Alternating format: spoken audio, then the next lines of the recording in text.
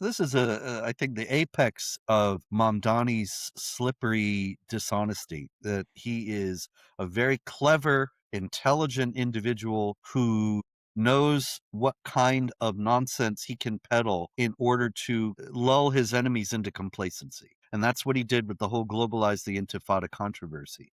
Globalize the Intifada means attack innocent Jewish civilians everywhere in the world. And so to refuse to condemn it is obviously to signal to his allies and supporters, including the more unhinged ones, that he's okay with violence against Jews. Our guest today is making his third appearance on Stand Tall Israel. Months ago, he wrote a book called Intifada on the Hudson, warning about the rise of New York City Mayor Zohran Mamdani.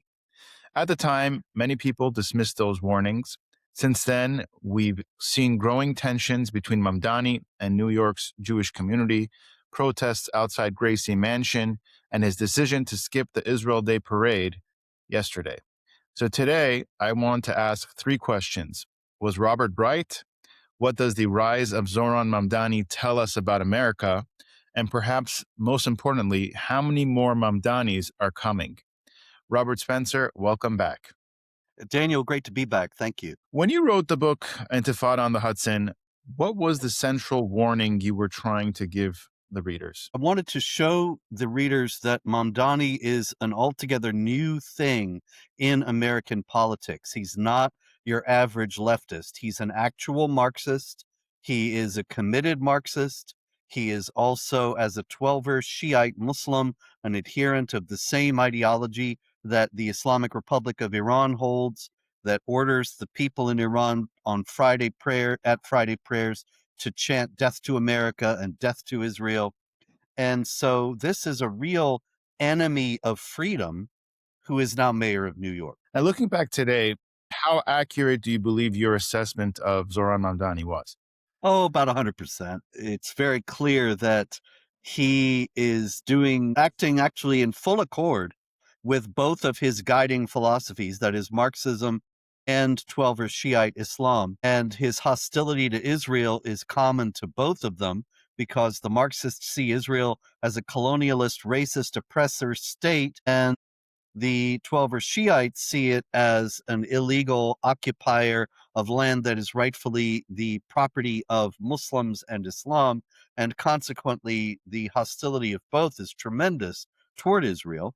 He has said himself, as I show in the book, that he actually decided to become a politician because of the Palestinian cause, or the jihad against Israel.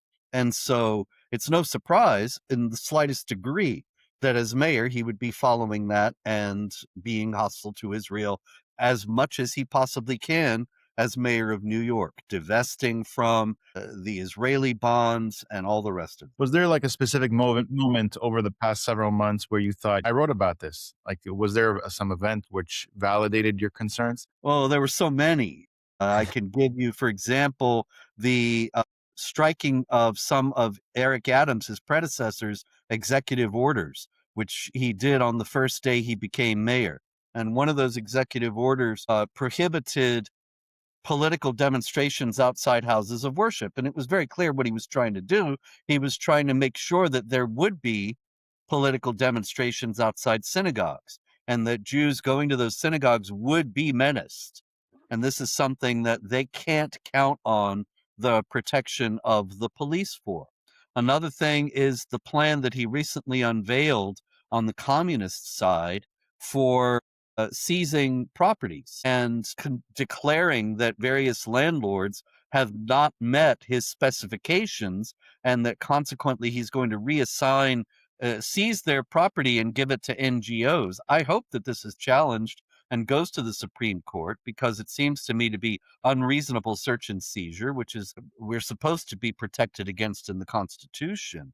But if he is able to do it, which is very, very possible, if not likely, then what we've got is the prospect of the NGOs that are his friends, that is pro-Hamas, anti-Israel, anti-American, far-left socialist and communist organizations, will become the powerhouse landlords in New York City, and will have thereby a massive financial base with which they can use to expand and consolidate their power. Now, if you were releasing a second edition of your book tomorrow, what chapters would you add to it and what would you title those chapters? Well, I don't know what to title them offhand, but I would certainly add chapters about the first few months of his tenure as mayor and show what he's trying to do, that he is endangering the people of New York as a whole, and that is designed to bring about chaos, which he can then exploit to impose more authoritarian measures. Now, you might say, oh, but this is America. It's a free country. He'll never be able to impose authoritarian measures.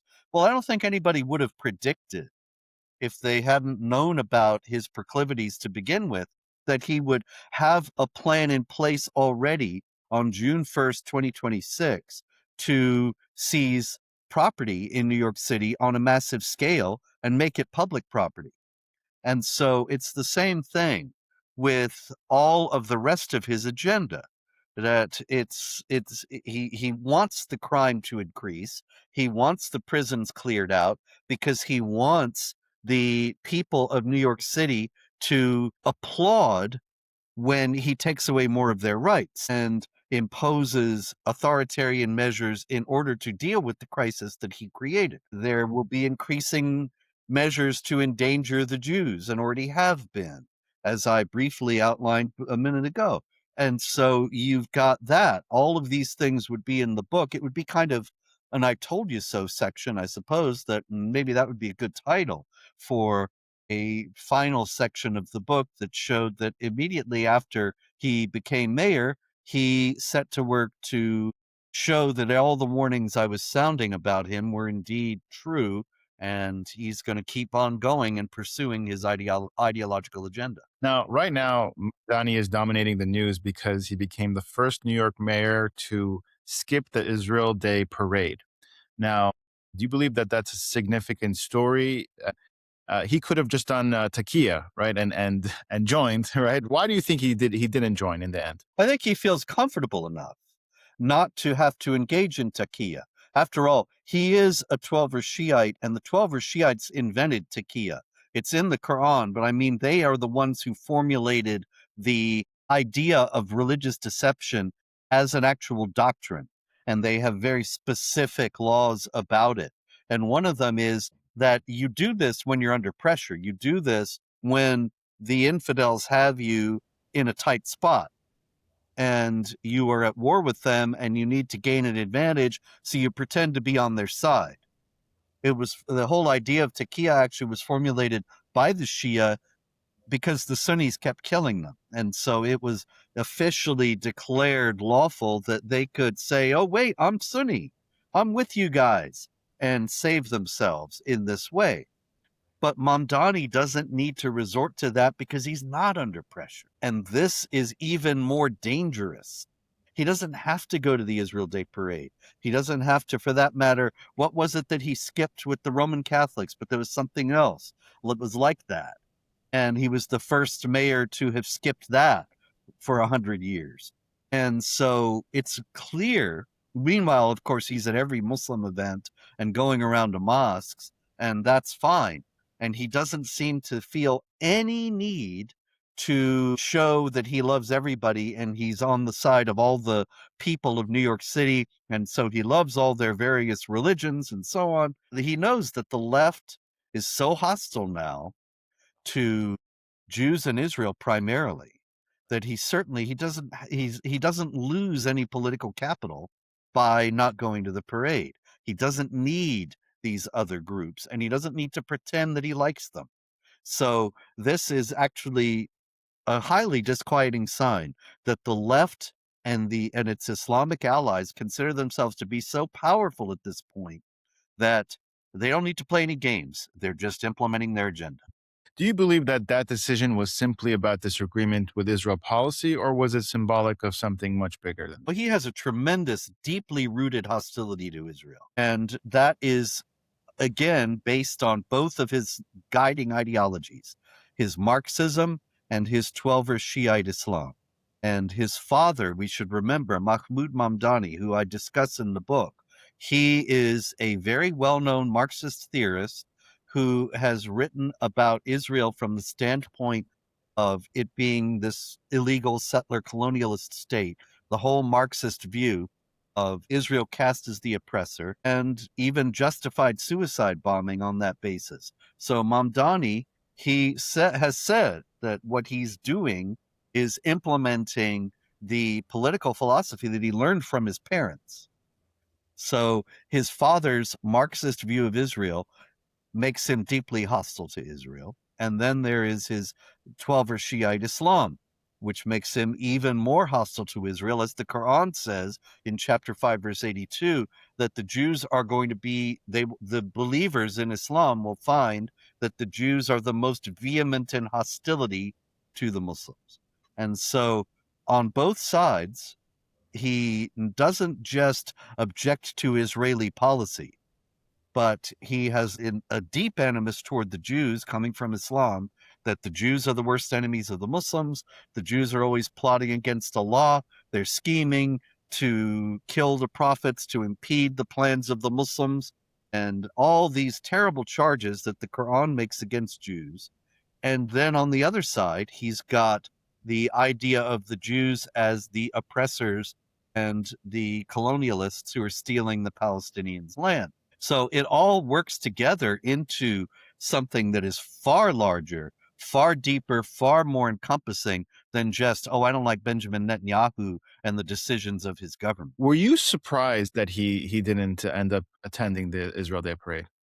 No, I wasn't surprised because it's been clear since he's been mayor that he doesn't think he needs to temporize at all. And when he repealed the protection on the worship sites, that is demonstration, he allowed for demonstrations outside the worship sites.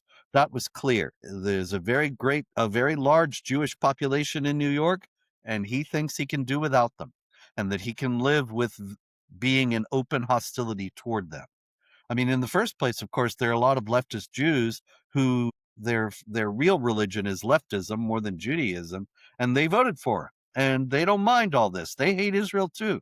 And so he knows he's got nothing to worry about. But do you think the New York's Jewish community should be concerned about, not just concerned, they'd be scared about what the future holds? Yes. Look, in Nazi Germany, I once read that. Let me start at the beginning here. I once read the memoirs, actually the diary of a Jewish man in Nazi Germany who lived all the way through the Nazi period without being arrested and killed, because he was married to a non-Jewish wife. And so he was among the last group. He was actually he had been told that he would be in the next group to be sent to the camps, but he lived in Dresden, and Dresden was firebombed right at that point in 1945. And he and his wife survived the firebombing and lived long into his wife died shortly thereafter, but he lived long into the post-war period. But he kept a diary. This is Victor Klemperer I'm talking about, and he kept a diary of the whole Nazi period in Germany. And it's horrible reading. It's a great book, and I highly recommend it. When I say that it's horrible reading, it's not that it's a bad book. It's just that it's so harrowing. You know, it's one thing for us, born so much later, to read that when the Nazis came to power, first they boycotted Jewish businesses, they organized national boycotts, they barred Jews from holding various professions, they barred Jews from educational institutions, and it just gets progressively worse and worse. And that's one thing to read. It's bad enough to read that through, but when you read the diary of a man who lived through it day to day, it's far more harrowing. He was a professor. He worked at a university. First, he finds that nobody's signing up for his classes and they're getting canceled. And then he gets fired from his job because he can't, as a Jew, be a teacher. And it just goes on and worse and worse for him over the years. Now, why am I mentioning all this?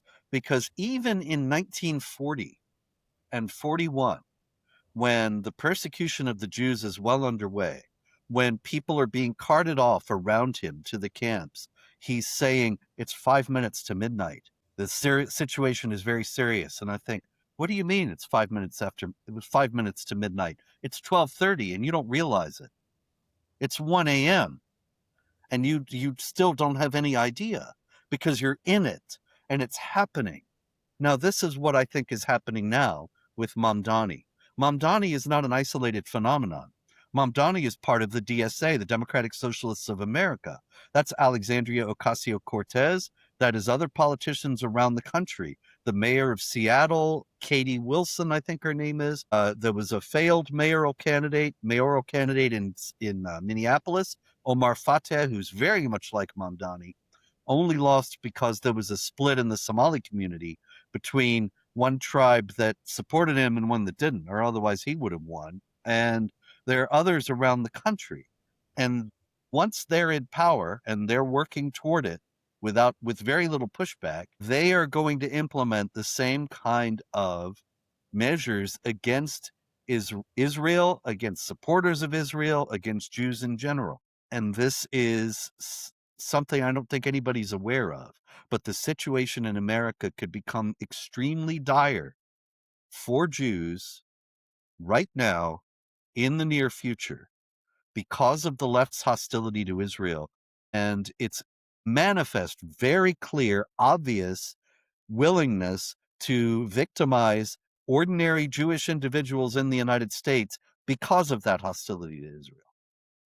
And this is only going to get worse. And Mamdani is just the leading figure of it. So, having said, do you think It's not 5 minutes to midnight. We're already getting after it, and we need to wake up and realize that. Sorry, go ahead.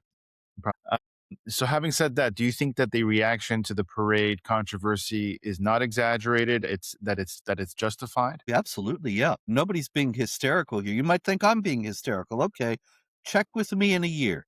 Check with me in 5 years, and we'll see. I'm sorry to have to say, maybe I'll be wrong. Nobody will be happier, and I myself will come talk to you on Stand Tall Israel and say, "Hey, isn't it great? I was totally wrong about this. The Jew hatred in the culture receded, and everything went back to normal." I hope that happens, but I don't see historical precedents for that happening. I've been shocked by the recrudescence of open hatred of Jews since October 7th, 2023, and by the legitimization and normalization of it across the political spectrum, not just Alexandria Ocasio-Cortez and Mamdani and all the DSA crew, but also on the other side, Tucker Carlson and Candace Owens and Megyn Kelly and all of that. And so you've got hostility on the left and on the right. And you've got still a lot of people in the middle who are saying this is ridiculous and saying that Israel is a reliable ally of the United States and that this sort of thing should not be happening.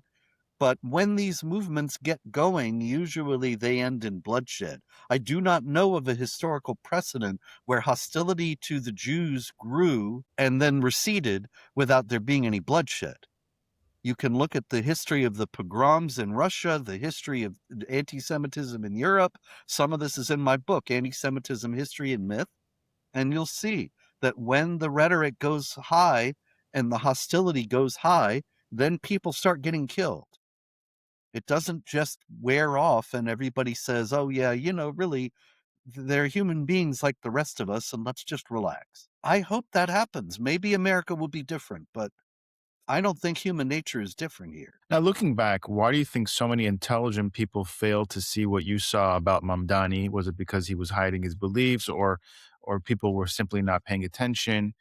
Were the warning signs always there? The warning signs were there, but he wasn't really all that upfront about some aspects of his program.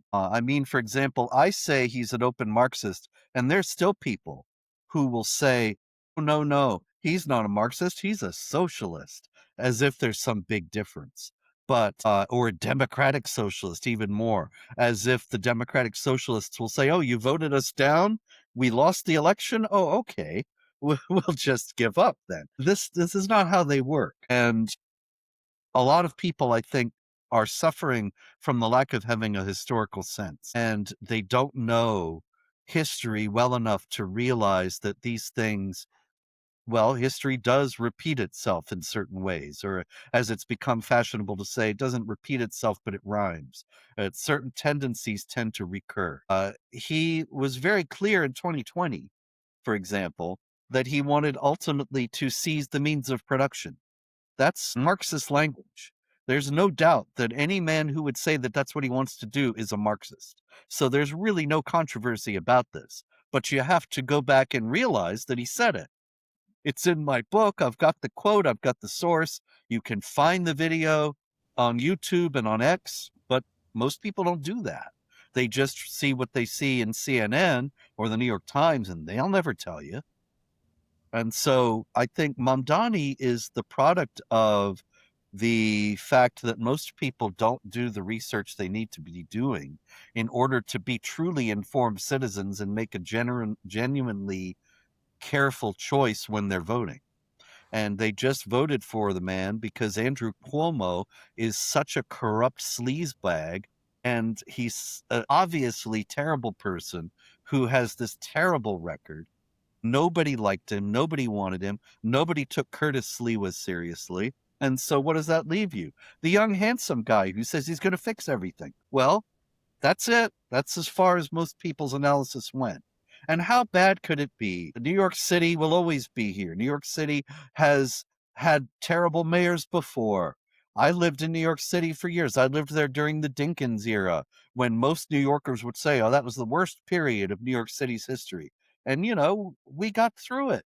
Everything was okay. Ultimately, only now it's not like that. There's no Giuliani on the scene. There isn't even any effective opposition. And if he does his seizure of the property and empowers all his NGOs that he's going to give the properties to, then the DSA and the left will never be out of power in New York.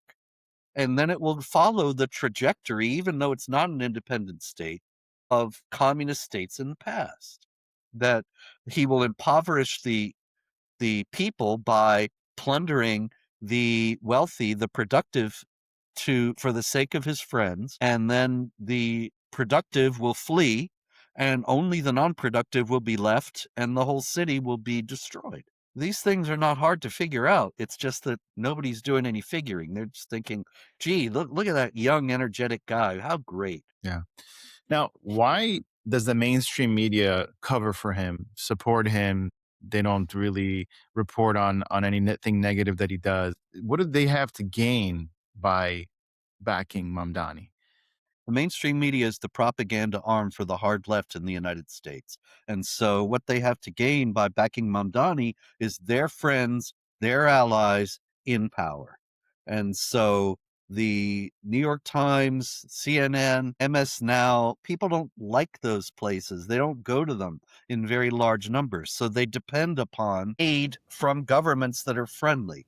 The USAID scandal was very sparsely reported because the people who were benefiting from it were the people who'd be doing the reporting.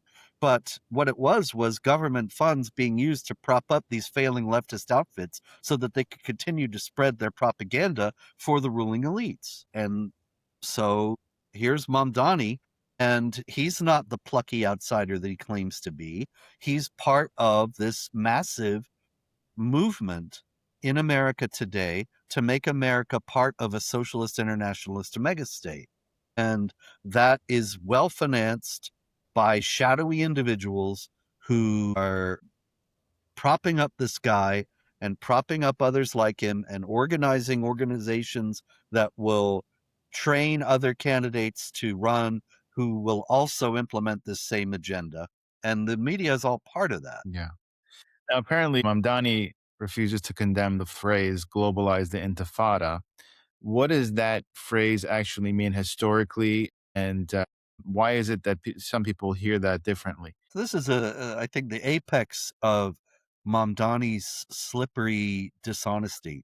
That he is a very clever, intelligent individual who knows what kind of nonsense he can peddle in order to lull his enemies into complacency. And that's what he did with the whole Globalize the Intifada controversy. Globalize the Intifada means attack innocent Jewish civilians everywhere in the world. That's the globalized part is everywhere in the world. Intifada is violence against Jews. The intifadas, the first and second intifadas, where the word means shaking off or uprising, and so the Marxists love that. It's a revolution. It's shaking off the oppressor, and it was result. They were large scale attacks on Israelis that resulted in the murders of numerous Israeli civilians. Civilians, not IDF, not cops, civilians, ordinary folks who just happened to be residents of Israel. This is what he wants to globalize. And when he was challenged about it, he says, well, I believe in the freedom of speech. And I think that it's terrible if you try to outlaw a phrase. Nobody's talking about outlawing it. This is how he's so slippery. And he doesn't believe in the freedom of speech for 1 second. If he had the power, if he knew there wouldn't be a challenge from the courts, he would criminalize dissent today. But in any case, that's what he said, that he doesn't want to outlaw people's ability to protest and so on. And that this is completely disingenuous because intifada is not a protest. It's violence. And it's not violence in a military sense, but against innocent people. And so to refuse to condemn it is obviously to signal to his allies and supporters, including the more unhinged ones, that he's okay with violence against Jews. And you watch, there will be violence against Jews in New York City, and then the perpetrators will not be punished to the full extent of the law or in a manner comparable to the punishment given to anybody who may attack his own friends and supporters, which I certainly do not condone and am not calling for, but I think could happen because people are going to get increasingly angry with him as it becomes clearer what he's doing. And if that does happen, which I hope it does not, then he will come down very hard upon the people who attacked leftists or whoever. But if in the other side, when there is violence against Jews in New York, then we're going to see commuted sentences, suspended sentences, good behavior, releases, all that and more. I think we would both agree that following 9/11, Zohran Mamdani would not have become a mayor of New York, right? What changed since then? What created the environment for him to be elected now? And how much of this is connected to what we saw after October 7th and how much America changed after October 7th? Yeah, I don't think he could have been elected mayor before October 7th. But after October 7th, it was very clear that October 7th was part of a larger campaign. The propaganda campaign that rolled out on October 8th was clearly planned. The protests that started immediately were clearly planned. Senator John Fetterman mocked the protesters, saying the college kids think they're doing something when they go live in pup tents for Hamas. But what I noticed about the pup tents was that they were all the same make, the same brand, the same style. Why? Because it wasn't that the kids all decided, wow, we have to go protest against Israel by going and camping out on the lawn, and they got their gear and went out there. They were all issued this gear. They didn't have it already, and it all came from the same source. Whoever those people were, the shadowy people who planned this that I referred to before. And this is not a conspiracy theory, it's an obvious fact. You look at the photos and the tents are all the same, one after the other. This was carefully planned. And the idea was to turn public opinion against Israel by almost immediately charging it with genocide. As a matter of fact, in my anti-Semitism book, I quote one of the early conservative figures to anti-Semitic. And that was, he's lesser known, but his name is Elijah Schaefer, and he was big on Twitter, on X, had about 500,000 followers there, if I recall. Later on, he got involved in a bunch of scandals or personal things, and he kind of flamed out. But right after October 7th, I mean, maybe even on the day, on October 7th, 2023 itself, he was posting saying what the Palestinians, what Hamas has done is inexcusable. And what Israel is doing now is inexcusable. And I thought, what do you mean? Israel's not doing anything but reeling from this attack, because the Israeli attack into Gaza didn't start for another couple of weeks, several weeks. But he was all ready that night to say, "Oh, they're committing genocide." And Mamdani and his wife actually were some of the early people to say that Israel was committing genocide within weeks of the October 7th attack. It was no matter what Israel did, they were going to say that. And even though Israel took such pains to avoid civilian casualties and was more successful in doing so than any other military in history, now it's taken for granted all over the place. Oh, the Israelis committed genocide in Gaza. It's been a concerted and skillfully executed propaganda campaign.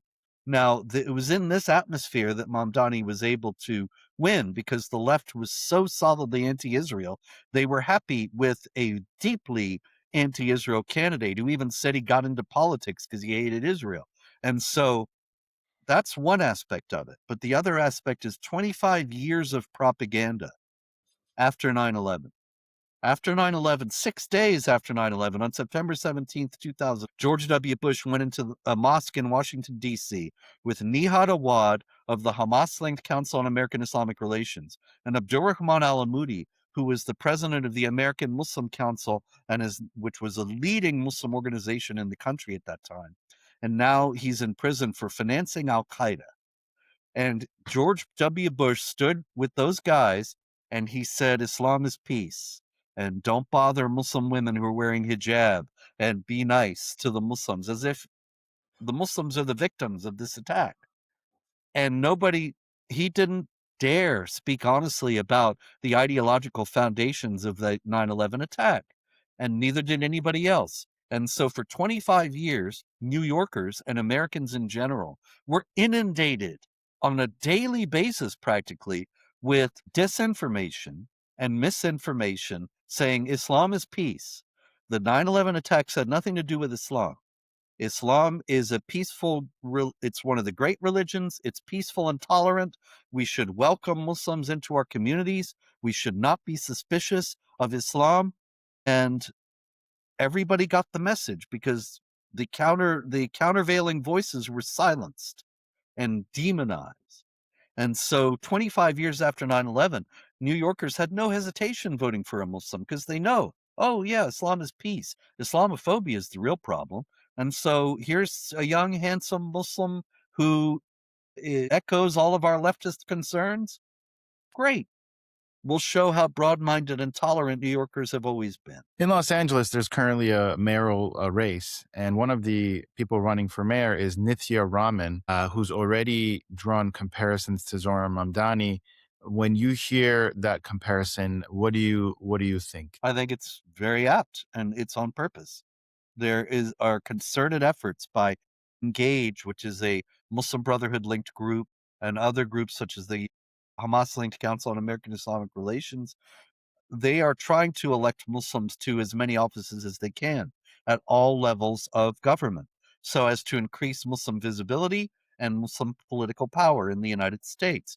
Because Islam is inherently political and not just a religion, they pursue political power and already have it beyond proportion to their numbers in American society. Those numbers are growing, of course, all the time. But at the same time, even for one group to have 3 congressmen as they do now and several mayors, it's beyond the proportion of their percentage of the population. And there's only going to be more of it because it is a core imperative of Islam to seek and gain and hold political power. So 20 years ago, calling Israel an apartheid state would have been politically damaging. Now you get rewarded for it. Why do so many younger progressive politicians make opposition to Israel such a central issue of their campaign? Well, this is something that is the result of more 25 years of propaganda, or even longer than that. The Long March Through the Institutions, as it was called, started in the 1960s. And that was the Marxist takeover of America's colleges and universities. It's been extraordinarily successful, and it's based on the idea that, you get one Marxist in to a university and you get 2 or 3, he recommends his friends, his allies, and then they ultimately crowd everybody else out, hire each other, and they have control over the entire department. And you repeat that department by department over all the universities. And now you have the situation where young people in America today, they go to college and they get the Marxist perspective. And that's pretty much the only perspective that they get in virtually every college and university in the country, and with some notable exceptions. And so, what is a staple of the Marxist view of the world? It is that Israel is one of the last remaining colonial outposts of Western imperialism. That Western imperialism had its apex in the 19th century, and you looked at the map of Africa at that time, and it's all divvied up between Britain and France with a few pieces for Germany and the Belgian Congo right in the middle. And there's only Ethiopia and that's independent. And how terrible that was, and how unjustified, and how it's the source of all the troubles for Africa. And of course, now all those colonies are gone, but there's one left in the Marxist view, and that's Israel. Not in Africa, but in the Middle East. And it's coming out of the same colonialist imperative. Now, this is nonsensical analysis from the standpoint of any view of reality. It doesn't take into account the fact that the Jews are the indigenous people of that land, that there were always Jews living there, the Yishuv who lived there throughout history and never left, that the Arabs are actually the colonialist oppressors who came in the 7th century, have no links to the land before that, and all on and on and on. This falters on the basis of reality. But when you are a blank slate college student and this is all you've ever heard, then you're going to buy it. And then you're going to grow up and become a politician, and you're going to hear other people saying it, and that's what you'll favor.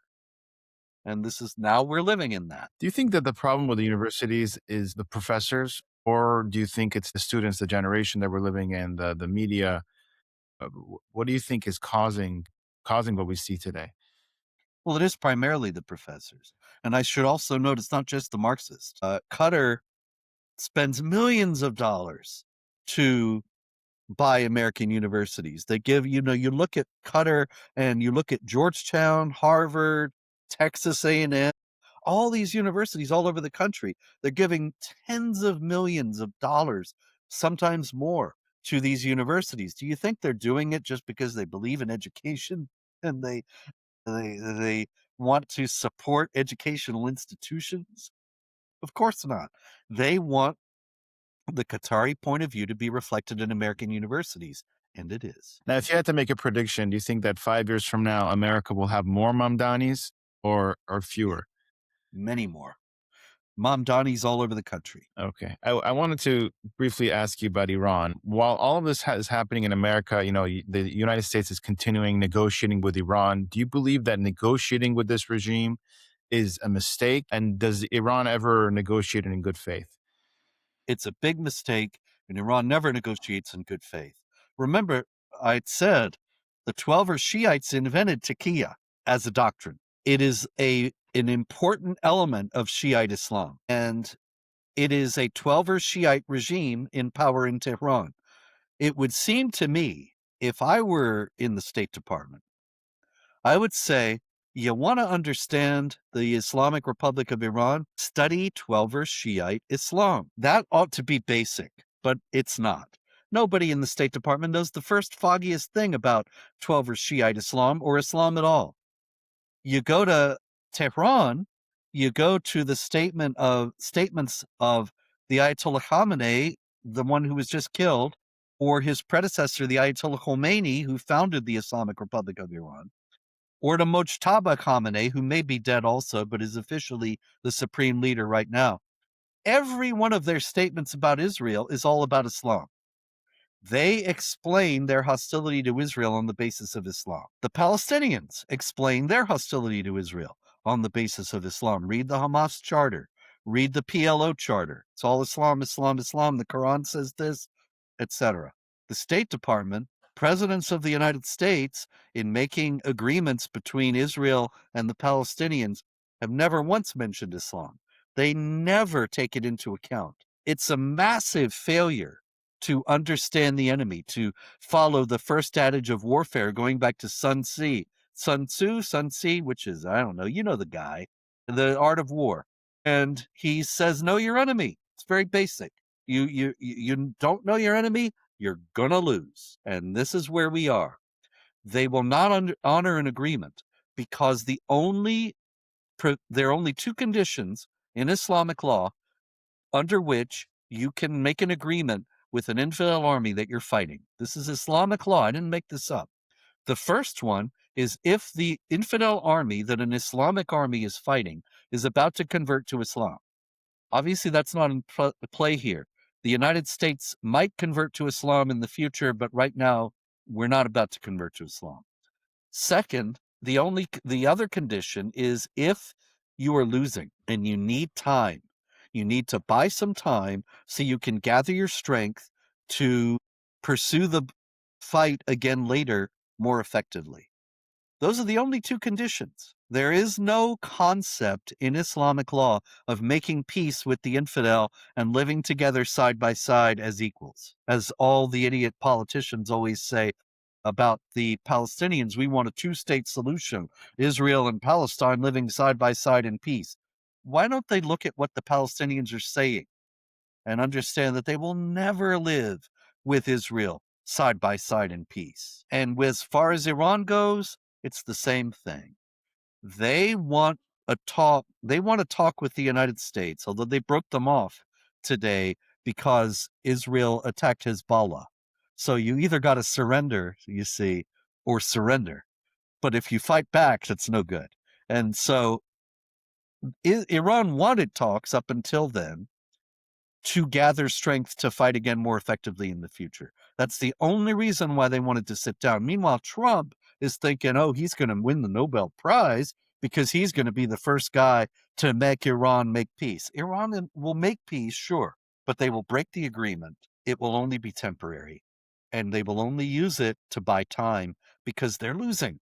What we should do is understand that when they say, yeah, we'll talk, yeah, let's make a truce, that's when we should fight all the more to defeat them, because that's an admission, a tacit admission that they are losing. Do you think the goal of removing the regime is something that can be done at this point? And if America just folds up and says the war is over, can we consider this a victory?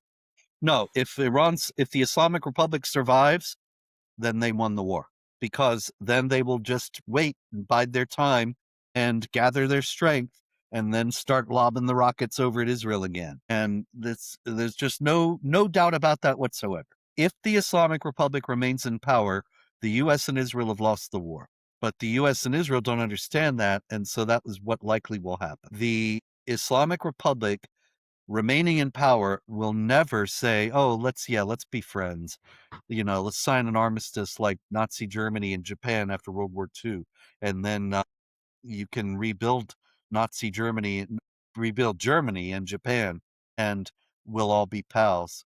It ain't never going to happen. Is there something in Islam where they have patience, meaning we can wait out? We know you have the Muslim Brotherhood's 100-year plan. We can sit this out no matter how long it takes. What is about Islam that preaches patience, I guess, or stubbornness? It's far more than 100 years. This is a 1400-year struggle. This is the jihad that is based on chapter 8, verse 39 of the Quran. Fight them until persecution is no more and religion is all for Allah. Very important statement. Chapter 8, verse 39. Fight them, so we're fighting, until persecution is no more. So they defend themselves against us if we're persecuting them. Okay, fair enough. But then it goes on, and religion is all for Allah. So see, if you're minding your own business and you're not fighting them, you're not attacking them, you're not persecuting them, but your religion is not all for Allah, some guy might come along one day and think he's got to fight you. It's an open-ended declaration of war against non-Muslims for all time. And so for 1400 years of Islam, there has been jihad. I wrote a book in 2018 called The History of Jihad. You can read it, and I got to admit, it's depressing because there's never a period of peace. There's no peaceful coexistence. It's 1400 years of Islamic advance and many times very little pushback. They're extraordinarily patient. If the Islamic Republic falls, there will still be people in Iran who think, all right, Allah hasn't given us the victory this time, but we will redouble our efforts to serve him, and we'll fight back and we'll get back again. We'll restore the Islamic Republic and we'll pursue the jihad against the infidels yet again.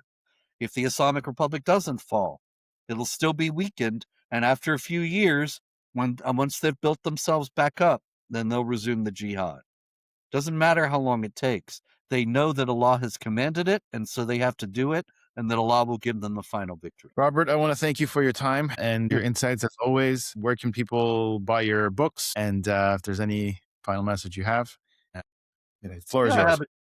The Tragedy of Islam, Failure and Excuses, and it's available now on Amazon and other places where fine books are sold. It is about why Islam doesn't work and how it's bad for individuals and societies, why the Islamic societies in the world are all economic basket cases, except for the ones that happen to strike oil, and so on. And so that's available now, Tragedy of Islam, along with my other books at Amazon and anywhere fine books are sold. Thank you, and hope to speak to you again soon. Okay, thanks, Daniel. Always good talking to you. If you have a 401k or an IRA, please listen. Gold is at record highs.